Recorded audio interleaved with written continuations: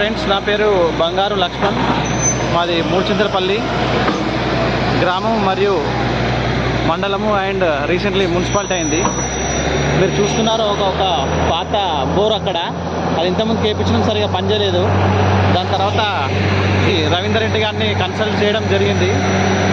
తర్వాత వారు మంచిగా మా భూమిని అంతా స్కాన్ చేసి నీళ్లు పడేటట్టుగా చేశారు.